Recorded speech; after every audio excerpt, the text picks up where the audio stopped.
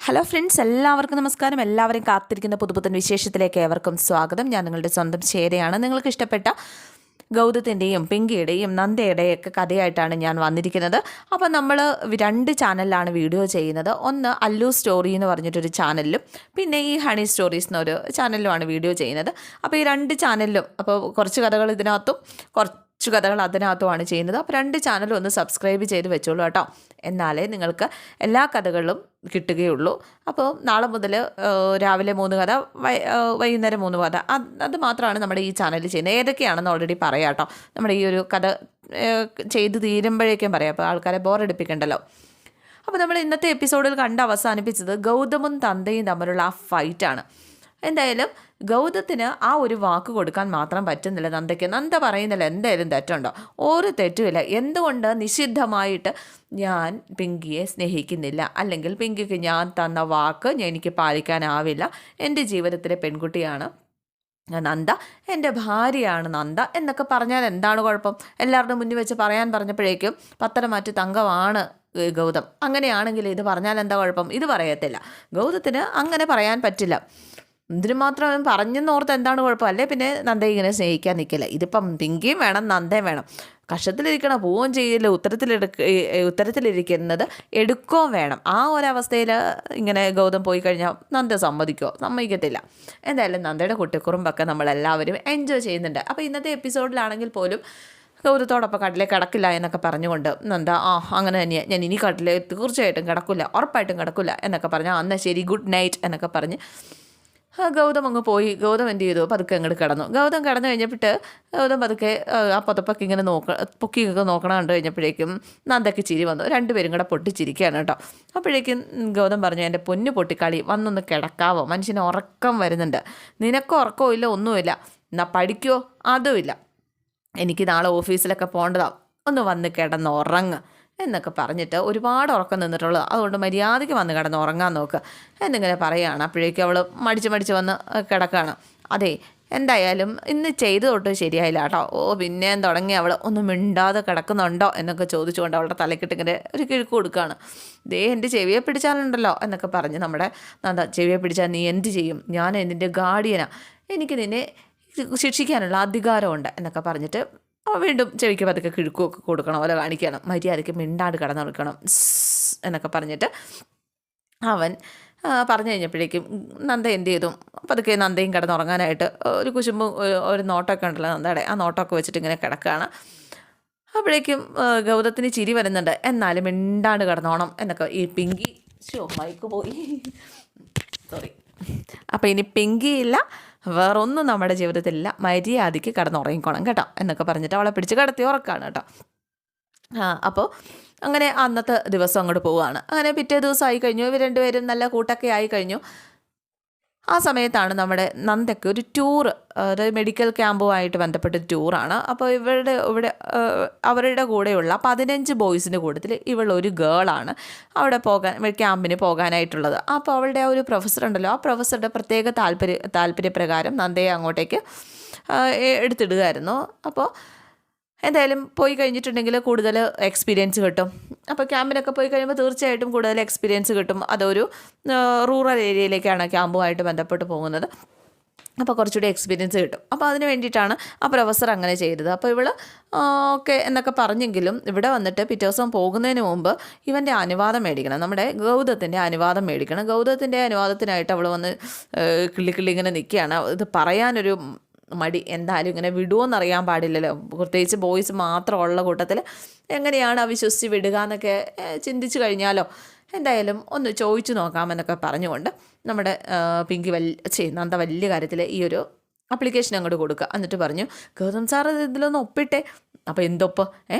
എന്താ വല്ല divorce notice വേണോ? അതെന്തായാലും ഇപ്പം ഞാൻ തരത്തില്ല, എൻ്റെ പഠനം കഴിയട്ടെ, എന്നിട്ട് ഞാൻ നോക്കിയോ ഒരെണ്ണം അങ്ങോട്ട് തരും എന്നും പറഞ്ഞിട്ട് നമ്മുടെ നന്ദ ഇങ്ങനെ നിൽക്കുക. അപ്പോഴേക്കും 1, 2, 3, 4 ഒക്കെ നീ ഇങ്ങെടുത്താ, നീയേ ആദ്യം ഇതെന്താണെന്ന് പറ.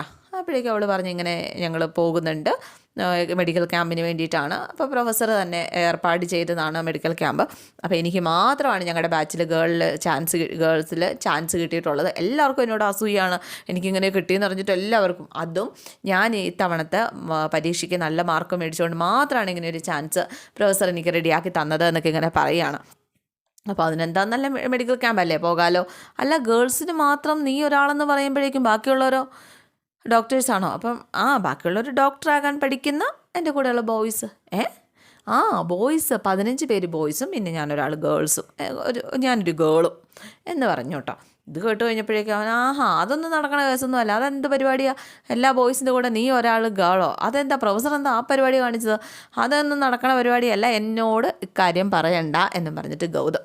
അപ്പോഴേക്കും please sir, Gautham sir please sir, എനിക്ക് ഇൻറ്റേർണൽ മാർക്കും എക്സ്റ്റേണൽ മാർക്കും ഒക്കെ കിട്ടാനുള്ള വഴിയാണ് എന്നൊക്കെ ഇങ്ങനെ പറയുകയാണ് കേട്ടോ.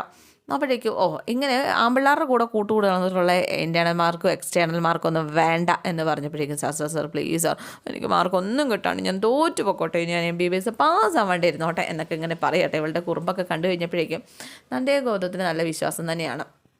അപ്പോൾ എന്നെ എന്താ സംശയമായിട്ടാണോ എന്നൊക്കെ ഇങ്ങനെ നന്ദ ചോദിക്കുന്നുണ്ട്. നിന്നെ സംശയമോ? നീ എവിടെയെങ്കിലും ചെന്ന് വെട്ടുപോകുന്ന സംശയമുണ്ടോ, അല്ലാതെ വേറെ സംശയമൊന്നും നിന്നെക്കുറിച്ചില്ല. മര്യാദയ്ക്ക് നേരാവണ്ണം ഒന്ന് സംസാരിക്കാൻ അറിയാത്ത നീയാണ്. ഈ ടോമാഞ്ചറി കളിച്ച് കാർട്ടൂൺ കണ്ട് നടക്കണ കുഞ്ഞു പിള്ളേരെ പോലെയുള്ള നീയല്ലേ, നീ ഒറ്റയ്ക്ക് എന്നിട്ട് എന്തെടുക്കാനാണ് എന്നൊക്കെ ഇങ്ങനെ ചോദിക്കുക. ഞാൻ മെഡിക്കൽ ക്യാമ്പിനാണ് പോകുന്നത്, വേറൊന്നിനുമല്ല എന്നൊക്കെ ഇങ്ങനെ അവൾ പറയുകയാണ്. എന്തായാലും ഇവരെല്ലാവരും അറിയുകയാണ് കേട്ടോ. അപ്പോൾ നമ്മുടെ പവിത്ര ഇത് രഹസ്യമായിട്ട് ഇങ്ങനെ ഒന്ന് കേൾക്കുകയാണ്, ഇവരുടെ ഈ മെഡിക്കൽ ക്യാമ്പിന് പോണ കാര്യവും ഒരാളെ ഉള്ളൂ എന്ന കാര്യമൊക്കെ. മറ്റേ പിങ്കി ചേച്ചി വല്യമ്മേ എന്നൊക്കെ പറഞ്ഞിട്ട് നമ്മുടെ പവിത്ര എന്ത് ചെയ്തു, പവിത്ര എന്നിട്ട് ഇതെല്ലാവരുടെ അടുത്തും അങ്ങോട്ട് പൊട്ടിക്കുകയാണ്. അവൾ അത്രയ്ക്കായ, അവൾ ഒറ്റയ്ക്ക് പോകാറായ, അവൾ ഇതെന്ത് ടൂറാണ്, അവൾ തെണ്ടാൻ പോവാണ് കണ്ട ചെക്കന്മാരുടെ കൂട്ടത്തിൽ എന്നും പറഞ്ഞിട്ട് നമ്മുടെ മഹേശ്വർ മുതൽ അങ്ങോട്ട് തുടങ്ങിയില്ലേ. അരുന്ധതി, മഹേശ്വർ, മോഹിനി, അവളുടെ പഠിത്തം പോയാലും വേണ്ടില്ല, എന്ത് പോയാലും വേണ്ടില്ല, അവളെ ഈ വീടിന് വെളിയിലിറക്കണ പരിപാടിയില്ല എന്നൊക്കെയാണ് പറയുന്നത്. 2 ദിവസത്തെ ടൂറാണ് എന്നൊക്കെ പറഞ്ഞു കഴിഞ്ഞപ്പോഴേക്കും ഇവർ വിടാനായിട്ട് തയ്യാറാവുന്നില്ല കേട്ടോ. അപ്പോഴേക്കും നമ്മുടെ പിങ്കി എന്ത് ചെയ്തെന്നറിയാമോ? പിങ്കിക്ക് അറിയാം ഇവൾ പോയി കഴിഞ്ഞാൽ 2 ദിവസം ഗൗതത്തിന് ഇവിടെ തനിച്ച് കിട്ടും. പിങ്കിക്ക് ഒരുപാട് പ്ലാൻ ചെയ്ത് തീർക്കാനുണ്ട് ഈ 2 ദിവസം കൊണ്ട്. അങ്ങനെ പിങ്കി എന്ത് ചെയ്തു, പിങ്കി നന്ദയെ സപ്പോർട്ട് ചെയ്തുകൊണ്ട് ഇതിന് സംസാരിക്കുകയാണ്. എന്തായാലും പഠനകാര്യത്തിൽ നമ്മൾ എന്തായാലും അവളെ പഠിക്കാനായിട്ട് വിട്ടു, അപ്പോൾ പിന്നെ നമ്മളായിട്ട് എതിർത്തൊന്നും പറയുന്നൊന്നും ശരിയല്ല. അതുകൊണ്ട് ടൂറിന് പോട്ടെ, അതിപ്പോൾ ആണെന്നോ പെണ്ണെന്നോ അവരെ നോക്കാൻ അവർക്കറിയത്തില്ലേ എന്നൊക്കെ ഇങ്ങനെ ചോദിക്കുകയാണ്. അവസാനം പിങ്കി എന്താ ഇങ്ങനെ സംസാരിക്കുന്നതെന്ന് എല്ലാവരും അന്തം വിട്ടു ഇങ്ങനെ നിൽക്കുക കേട്ടോ. പിങ്കി ഇങ്ങനെ ഇവൾക്ക് വേണ്ടിയിട്ട് സപ്പോർട്ട് ചെയ്ത് സംസാരിക്കുന്നത്. പക്ഷേ നന്ദയ്ക്ക് കാര്യം മനസ്സിലായി. അപ്പോഴേക്കും നന്ദ പറഞ്ഞു, അല്ല പിങ്കി എന്നെ സപ്പോർട്ട് ചെയ്ത് സംസാരിക്കുന്നുണ്ടെങ്കിൽ അതിന് പിന്നിലെ കാരണം എനിക്ക് മനസ്സിലായി ഗൗതം സാർ എന്നൊക്കെ പറഞ്ഞ് ഗൗതത്തിനോടാട്ടോ സംസാരിക്കുന്നത്. എന്തായാലും പിങ്കി എന്ത് മനസ്സിൽ ഉദ്ദേശിച്ചാലും എനിക്ക് എൻ്റെ ആ മെഡിക്കൽ ക്യാമ്പ് നടന്നാൽ മാത്രം മതി. പിങ്കിയുടെ ഉദ്ദേശമൊക്കെ എന്തായാലും ഗൗതം സാറ് നടത്തി കൊടുക്കില്ല എന്നൊക്കെ എനിക്കറിയാം. അങ്ങനെ അങ്ങനെ നടത്തി കൊടുത്തു എന്ന് ഞാനിവിടെ വരുമ്പോൾ അറിഞ്ഞു കഴിഞ്ഞിട്ടുണ്ടെങ്കിൽ പിന്നെ പൊടി പൂരാണ് കേട്ടോ എന്നൊക്കെ പറഞ്ഞിട്ടാണ് നന്ദ അവിടെ നിന്ന് പോവുകയൊക്കെ ചെയ്യുന്നത്. എന്തായാലും നന്ദ പോകുന്നത് കാത്തിരിക്കുകയാണ് പിങ്കി, ഗൗതത്തോട് കൂടുതൽ അടുക്കാൻ, ഗൗതത്തോട് കൂടുതൽ ഒട്ടാൻ വേണ്ടിയിട്ട്. അപ്പോൾ ഇതൊക്കെയാണ് വരാനിരിക്കുന്ന എപ്പിസോഡിലെ വിശേഷം. എല്ലാവർക്കും ഇഷ്ടമായെന്ന് വിചാരിക്കുന്നു. നിങ്ങൾക്ക് ഇഷ്ടപ്പെട്ട കഥകളുമായിട്ട് ശ്വേത ചിൽ വരുന്നുണ്ട്. ഈ ഒരു ഹണി സ്റ്റോറീസ്, അല്ലു സ്റ്റോറീസ് ഈ 2 ചാനലിലൂടെയാണ്. അപ്പോൾ നിങ്ങൾക്ക് ഇഷ്ടപ്പെട്ട രേവതിയുടെയും സച്ചിൻ്റെയും മീനുവിൻ്റെയും അർജുൻ്റെയും കഥയൊക്കെ മറ്റേ ചാനലിലാണ് ഇട്ടത്, അല്ലു സ്റ്റോറീസ് ഇട്ടത്. പിന്നെ നമ്മുടെ ഗൗരിയുടെയും ശങ്കറിൻ്റെയും കഥ കൂടി ഇനി അല്ലു സ്റ്റോറിക്കകത്തായിരിക്കും വരുന്നത്. പക്ഷേ ഇതിനകത്ത് ഈ പറയുന്ന നയനയുടെയും ആദർശിൻ്റെയും ഗൗതത്തിൻ്റെയും പിങ്കിയുടെയും ഗീതുവിൻ്റെയും ഗോവിന്ദിൻ്റെയും ഒക്കെ കഥകളായിരിക്കും ഇതിനകത്ത് ഉണ്ടാവുക. അപ്പം അങ്ങനെ എല്ലാ കഥകളുമായിട്ട് ഞാൻ നിങ്ങളിലേക്ക് എത്തുന്നുണ്ട്.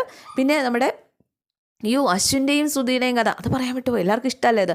അപ്പോൾ അതൊക്കെ ആയിട്ട് ഇതിനകത്തുണ്ടാവും. അപ്പോൾ എല്ലാവരും കാത്തിരിക്കുക. See you again. Thank U.